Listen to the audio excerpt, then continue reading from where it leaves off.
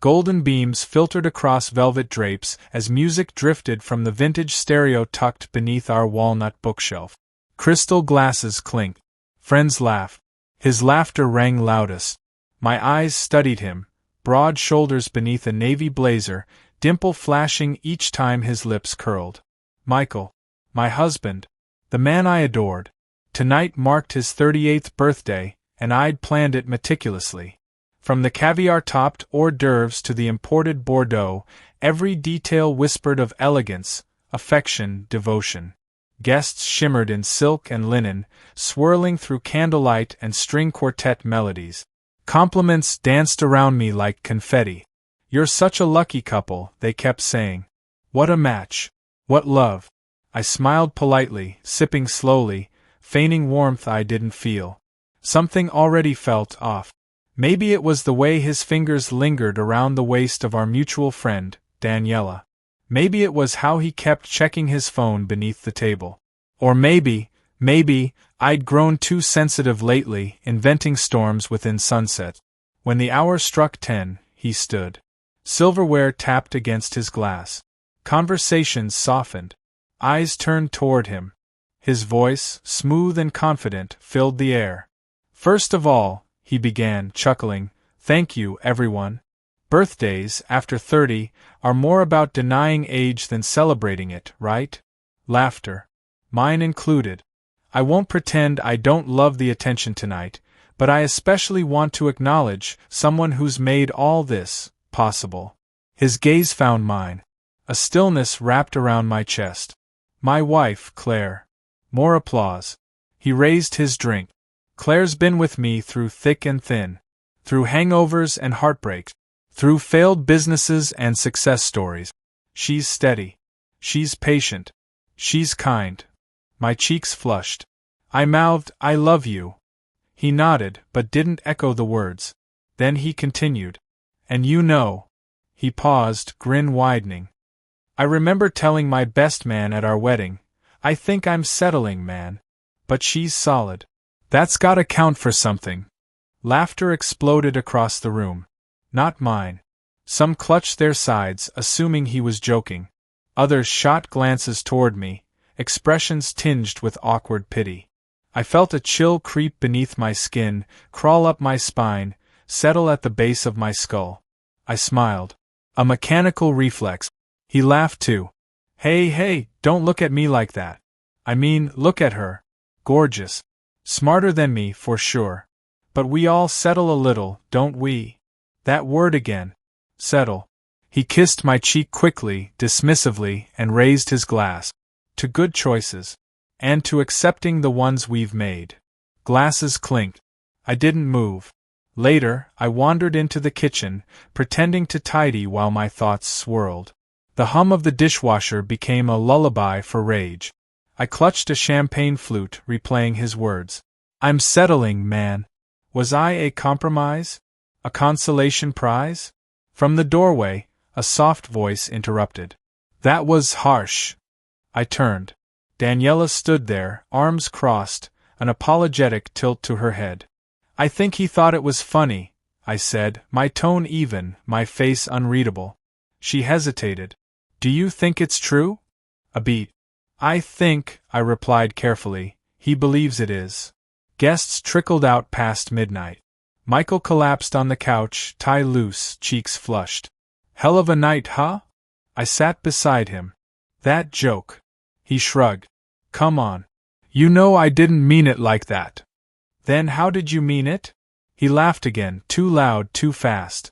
Jesus, Claire. Don't be dramatic. It was a joke. I stood.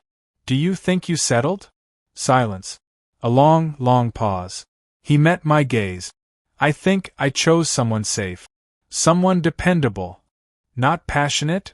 He didn't answer. That silence screamed louder than anything he'd said. That night, I didn't sleep beside him.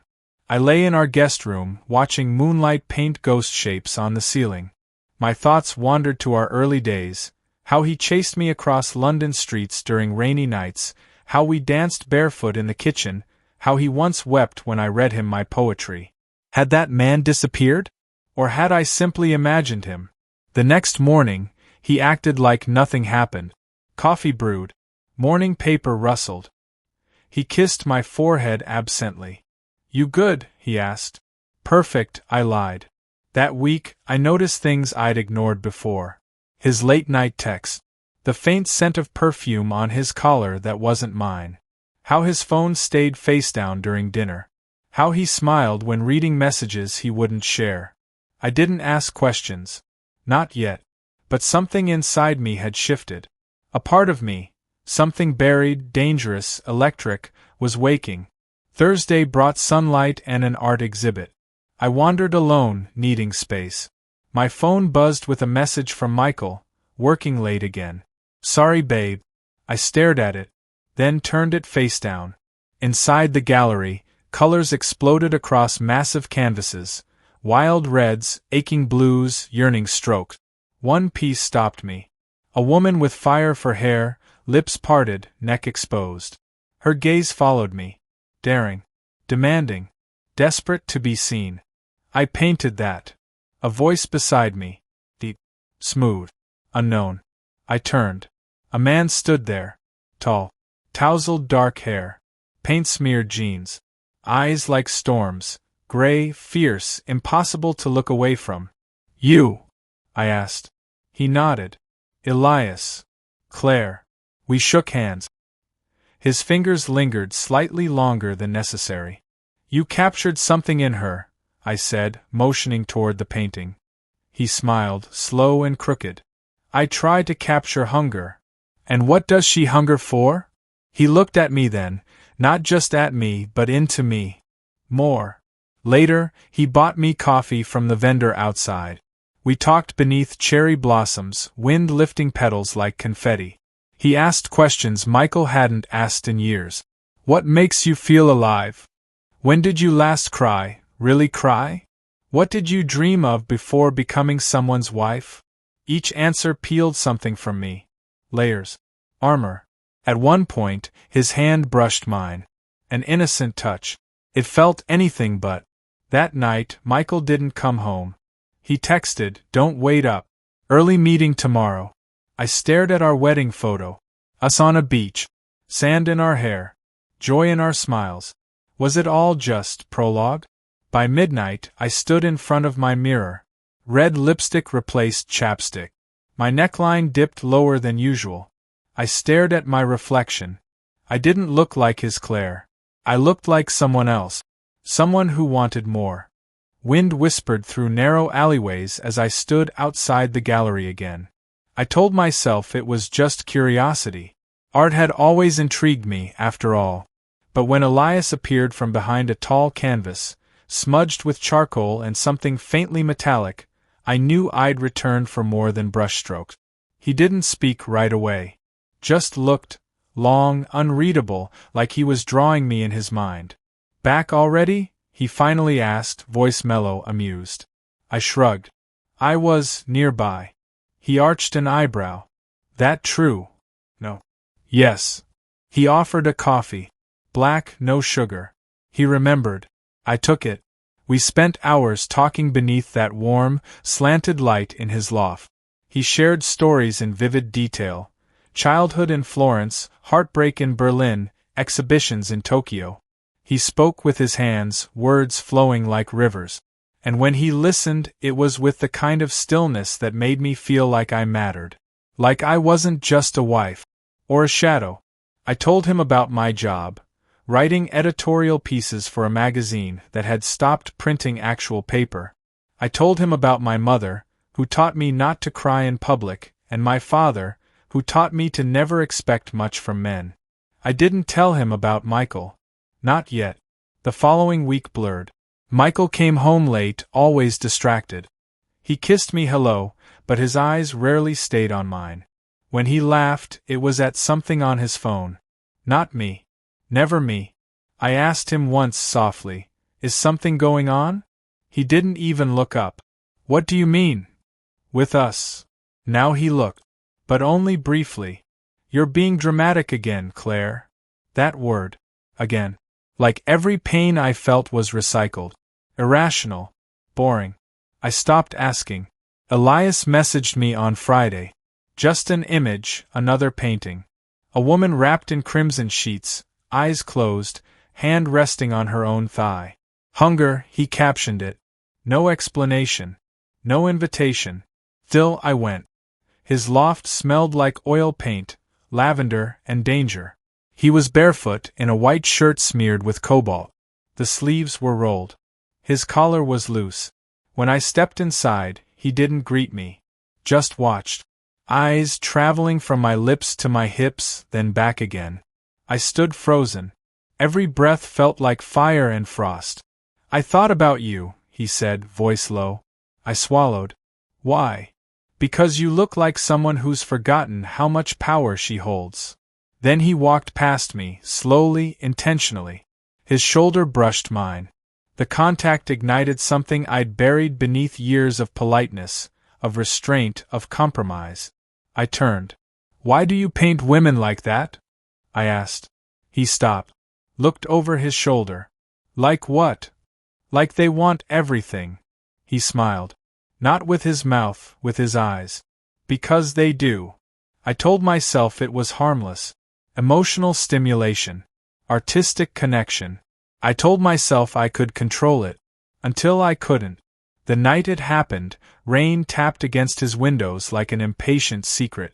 We drank red wine from mismatched mugs. He played Nina Simone on vinyl. When I laughed, really laughed, he looked at me like I'd conjured lightning. You're electric when you stop hiding, he whispered. I didn't answer. He stepped closer. You feel it too, don't you? I nodded. When his mouth touched mine, it was slow. Devotional. Not demanding. His hands found the small of my back, then my jaw, as though he was afraid I'd vanish. I didn't stop him. I didn't want to. After, we lay tangled in linen sheets on a mattress without a frame. His fingers traced circles along my spine. You're trembling, he murmured. I'm not supposed to be here, I whispered. He pulled me closer. You're exactly where you need to be. Guilt came later, dressed in daylight. I stumbled home just before sunrise. The house smelled of bergamot and Michael's cologne. His coat hung on the hook. He was still asleep, snoring softly, the way he did after too much whiskey. I showered. I scrubbed skin until it burned. But the scent of Elias, cedarwood, smoke, sin, still lingered. I made breakfast. Michael never asked where I'd been.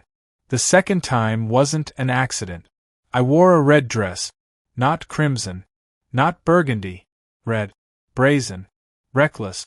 Michael had never seen me in it. Elias stared like he'd never seen anyone in it. This time there was no wine. No music. Just hands. Mouth. Urgency. We didn't speak. We didn't need to. Each time I returned to my marriage, I wore a new mask. Polished. Pleasant. Practiced.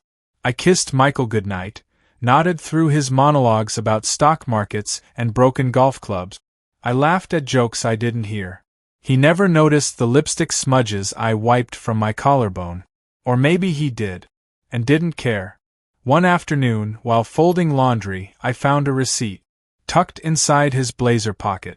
Not mine. Not our usual restaurants. 2 martinis.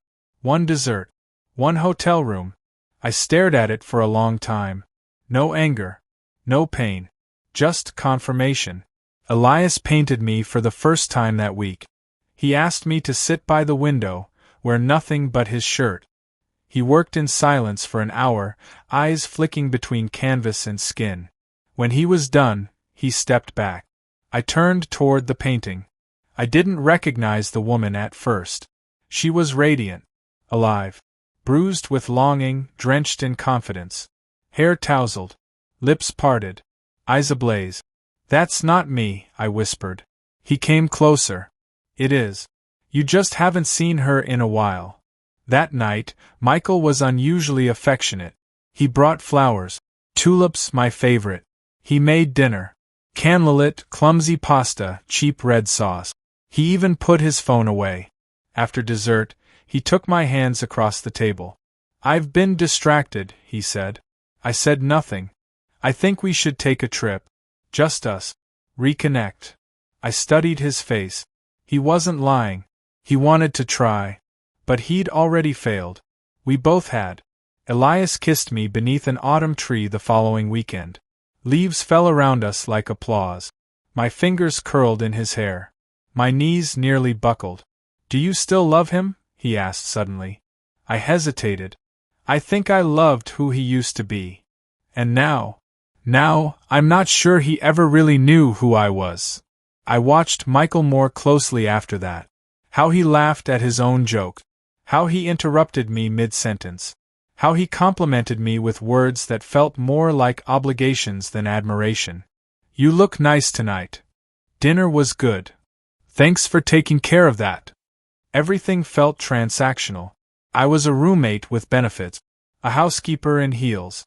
Elias was fire. He worshipped me with hands that remembered every freckle. He listened. He asked. He begged. He burned. He made me forget I was ever invisible. But then, everything shifted. One afternoon, Michael came home early. I was on the phone with Elias. Laughing. Michael stood in the doorway. Silent. Phil. I froze. "Who's that?" he asked. The smile vanished from my lips. "Just someone from the magazine." He didn't believe me. But he nodded anyway. He walked away. Said nothing. That night, Elias didn't text. Or call. I stared at my phone for hours. Refreshing. Waiting. Nothing. Morning brought an email. Subject, Claire. Body, we need to talk. Not here. I stared at the screen. Then at my reflection. The woman who wanted more was finally at the edge of everything she thought she couldn't live without. And everything she might lose. I met Elias at a small cafe on the edge of the city. Not the gallery. Not his loft. Not anywhere familiar. Somewhere neutral. Somewhere that didn't carry our fingerprints across the walls. He was already there, sitting by the window, stirring his coffee with slow, distracted motions. When he looked up and saw me, something in his face cracked, some fracture I hadn't seen before. I sat down. Neither of us spoke for a moment. The noise of the cafe filled the space between us. Clinking mugs, distant laughter, jazz humming from an old speaker. Finally, he spoke. "Michael knows." My stomach dropped. I stared at him. "What?" "I saw him. Yesterday. Outside my building." My throat tightened. "Did he talk to you?" Elias shook his head. "No. But he saw us. Last week. In the park." I thought back. His arms around my waist, that kiss under the copper-colored sky. "He didn't say anything," I whispered. "Not yet." The air between us changed. What was once thrilling now felt unstable, like a match left burning too close to dry leaves. "He's not the man you think he is," Elias said quietly. "And I'm not sure he's going to let this end quietly." I tried to laugh. It sounded hollow. "We've been disconnected for years. He can't pretend to care now." Elias leaned in, voice lower. "Claire, men like him don't lose gracefully. Especially not to someone like me." "Someone like you?" He smirked bitterly. "Someone who paints for a living and doesn't play by his rules." That night, I returned home to silence. Michael wasn't in the living room. Not the kitchen. Not the bedroom. He was in the garage. I watched from the doorway as he boxed up old things. College memorabilia, golf clubs, Christmas decorations we hadn't touched in years. "You're early," I said. He didn't turn. "Had a change of plans." I crossed my arms. "We need to talk." He set down the box. "About what?" "The painter." I froze. "I saw you, Claire." He finally turned to face me. "I followed you. I watched you let him touch you like I haven't touched you in months." I opened my mouth. Closed it. Then finally, "Why didn't you say anything?" Michael walked toward me, slow and deliberate. "Because I wasn't sure which part broke first, me or us." I felt tears sting my eyes. Not from guilt. From grief. For what we had. For what we ruined. He looked at me for a long time. "Do you love him?" I didn't answer. That was all he needed. We spent the next few days dancing around each other like ghosts. living in the same house, sharing the same air, but never colliding. Our marriage existed only in echoes. He didn't scream. He didn't cry. He withdrew. Slowly. Strategically. One evening, I found my wedding ring missing from the tray beside the sink. When I asked, he just shrugged. Didn't feel like wearing it anymore. Elias wanted me to leave. "Come with me," he said one night, his voice desperate, his arms tight around me. "Let's go somewhere. Anywhere. Paris. Marrakesh. I don't care. Let's disappear." And I almost said yes. I almost packed a bag and vanished into his wildfire. But something held me back. Not Michael. Not guilt. Something else. Fear? Maybe. Days blurred. I started writing again, not for work but for me. Poetry, stories, letters I never sent. Every line carved pieces of me from the past, pieces I hadn't touched in years. My fingers shook as I typed, but it felt real, unfiltered, honest. Michael noticed. "You're writing again," he said once over dinner. I nodded. He didn't press. Just said, "Good." One night, I found a text on his phone from a name I didn't recognize. "When can I see you again?" No emojis. No hearts. Just plain words that carried volumes. I didn't confront him. I didn't need to. We were both past pretending. My affair with Elias turned less about escape and more about survival. Each time he held me, it felt like breathing after nearly drowning. But it also felt fleeting. Fragile. Like a fever dream that couldn't last. He wanted all of me, but I wasn't whole enough to give him that. Not yet. Michael changed tactics. One morning, he made breakfast. Scrambled eggs, toast, fresh juice. He sat beside me. Calm. Controlled. "I booked us a counseling session," he said. I blinked. "What?" "Next Tuesday. Dr. Horner. Highly recommended. You think a therapist can fix this?" "I think I want to try." "Do you?" I didn't answer. He nodded like he expected that. "I just want to understand how we got here," he said. "Before we burn the whole house down." I went. Not because I believed in fixing us, but because I needed to know if I was already gone. The session was clinical. Clean white walls. A woman with wise eyes and a gentle voice. "Tell me why you're here," she asked. Michael said, "We've lost our connection." I said, "He made me feel invisible." She asked if there'd been infidelity. We were quiet. Then Michael said, "Yes. On both sides. No accusations. Just truth." Her eyes softened. "What do you want now?" He looked at me. "I want her to want me again." I looked at him. "I want to feel wanted." Later, in the car, he said, "I still remember the first time I saw you. At that bookstore in Montrose. You were reading Neruda and drinking coffee black." I said nothing. "I thought you were too good for me." I turned to him. "So why did you tell your best man you settled?" His silence this time cut deeper than the words ever had. "I started dreaming in fragments," Michael's laughter. Elias' hands. Our wedding vows. Crashing waves. Distant thunder. I woke up crying more than once. I didn't know which future I belonged to anymore. Elias grew impatient. "You're still holding on," he said during one of our last meetings. "I don't know how to let go." "You already have. You just don't want to admit it." He kissed my forehead instead of my mouth that time. When I left, he didn't follow. Michael and I sat on opposite ends of the couch the next evening. We watched a documentary. Didn't speak. At one point, his hand brushed mine. I didn't pull away. I didn't move closer either. He asked me again the next day. "Do you love him?" This time, I said, "I don't know what love is anymore." That night, I wrote a letter. To Michael. To Elias.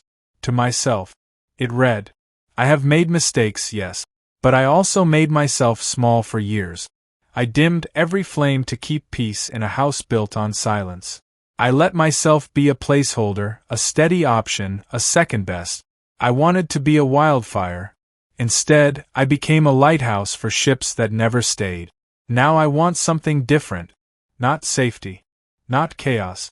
Just honesty. And peace. Whatever that looks like. Even if it means being alone. I printed 2 copies. Burned one. Kept the other in a drawer. I didn't know where I'd go from here. But I knew one thing. I couldn't stay where I was. Not like this. I didn't leave a note. No long explanations. No goodbye speeches. I just packed a small bag and walked out of the house that had once been my whole world. Michael was out, gym, golf, some meaningless appointment he hadn't mentioned. I stood in the foyer for a few minutes, hand resting on the doorknob, staring at the quiet kitchen, the framed wedding photo on the wall. 2 smiling people who hadn't known what they were walking into. The woman in the photo looked like a dream I'd once had. Someone hopeful, soft, believing. Now she was gone. And I was walking away. I didn't go to Elias. That would have been too easy. Too predictable. Too much like trading one cage for another, even if his bars were made of passion instead of resentment. Instead, I checked into a small boutique hotel near the water. Neutral tones. Crisp sheet. A window overlooking the ocean. I sat on the edge of the bed and exhaled so deeply I startled myself. It felt like the first breath in months, maybe years. I stared at the waves. Let their rhythm settle inside me. Let them say all the things no one else had said. It's okay to leave. It's okay to start over. It's okay to choose yourself. Elias called that night. I let it ring. Twice. Then I answered. He didn't say hello. I felt it, he said. Something changed. I left, I said simply. There was silence, and then, where are you? Away. Alone. He inhaled. Are you okay? I nodded, though he couldn't see me. I think so. Are you coming back? To you. To anything. I let the silence stretch. I don't know yet. Michael didn't call. Didn't text. Didn't show up at the hotel door demanding explanations. But 2 days later, he sent me an email. Subject: no jokes this time. It read, Claire, I deserve every quiet mile between us. I said you were a choice I settled for, and I thought I was being honest. But now I see the truth. I was the one unworthy. You've always made space for me, when I was cold, distant, arrogant. You held me up even when I didn't see you standing beneath the weight. I didn't cheat first, but I cheated long before you ever touched him. I cheated when I stopped showing up. When I stopped seeing you. If I ever made you feel small, I'm sorry. I didn't know how large your love was until you stopped giving it. Michael. I read it 3 times. Then I cried. Not for him. Not even for me. For the years. The ache. The effort. The way we tried to build something real but forgot to keep tending to it.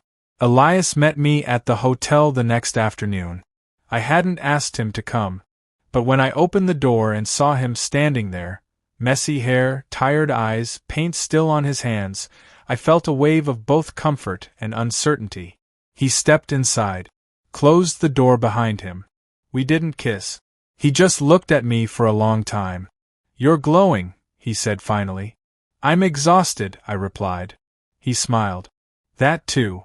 We sat on the bed, side by side. Fingers brushing. Breathing synced. I don't want to be the rebound, he said. I don't want to be rescued. He turned to me. So what do we do? I looked at him, really looked. We stop pretending we're only what we give to other people. We spent that night together. Not tangled in sheets. Not whispering promises. Just lying close, sharing stories we hadn't told before. The kind that didn't need to be seductive to be intimate. At some point, I fell asleep with my head on his chest. His heartbeat was steady. A metronome guiding me back to myself. Weeks passed. I moved into a small rental on the outskirts of town. 1 bedroom, minimal furniture, shelves full of books. I filled the space with light, music, laughter. My laughter. Not a performance, just relief. Michael and I met for coffee once. He looked different. Softer, somehow. Humbled.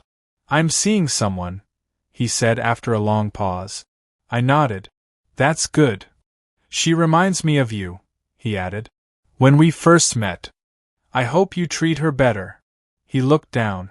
So do I. When we parted, he hugged me. Not tight. Not possessive.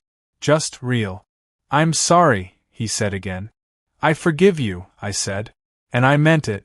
Elias and I stayed in touch. Some days he'd send a photo of a new canvas, or a song, or a quote scrawled on parchment. I still see you, he wrote once. Even when you're not looking. But we didn't rush. We didn't label. He came over some weekends. We made pancakes. We read poetry. We painted, though I was terrible and he pretended otherwise. We were becoming something.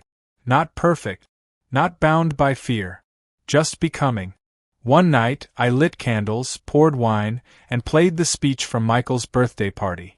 I hadn't listened to it since that night. The night everything began to unravel. I hit play. And you all know Claire, my brilliant, beautiful wife. The one who puts up with me even when I don't deserve her. The one who never misses a beat. Honestly, I think I settled. I paused it there. That laugh in the room. My frozen smile. I rewound. Listened again. I think I settled. He meant it as a joke. But it was never funny. And it was never untrue. Until I proved to myself it was.